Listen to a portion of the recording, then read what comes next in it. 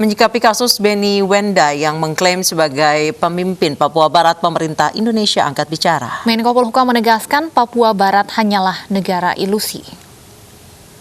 Kasus Wenda yang pertama, dia telah mengajak melakukan makar, bahkan juga tadi MPR menyebut sudah mempunyai niat dan sudah melangkah melakukan makar. Dan pemerintah menanggapi itu dengan minta Polri melakukan penegakan hukum.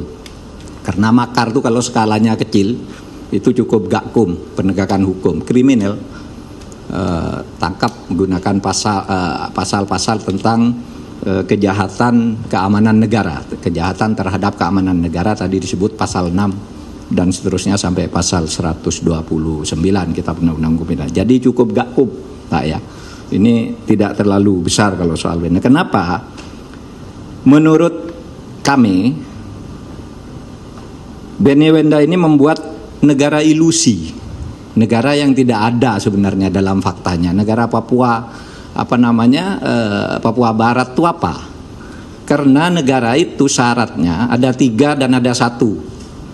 Menurut Montevideo Convention syaratnya itu ada rakyat yang dia kuasai, ada wilayah yang dia kuasai, kemudian ada daerahnya, ada pemerintahnya. Nah dia kan tidak ada tuh, rakyatnya siapa? Dia memberontak dan dia orang luar. Wilayahnya Papua kita real yang menguasai. Pemerintah dia siapa yang menguasai? Dia pemerintah. Orang Papua sendiri tidak juga mengakui.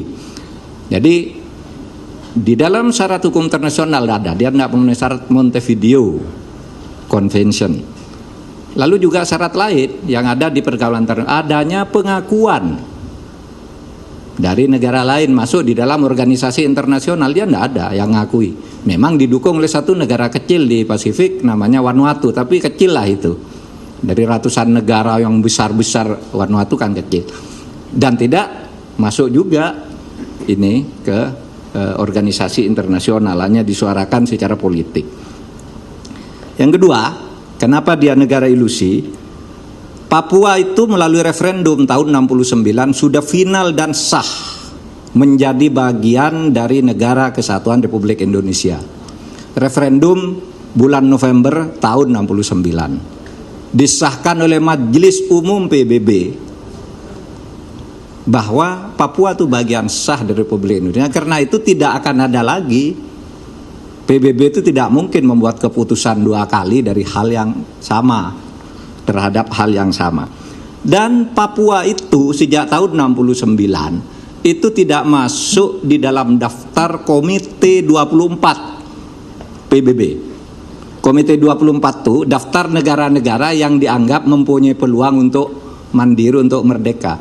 Kalau Timur-Timur dulu memang ada, tapi Papua tidak ada. Sejak tahun 69 tuh sudah habis, tidak masuk di situ, di Komite 24 itu.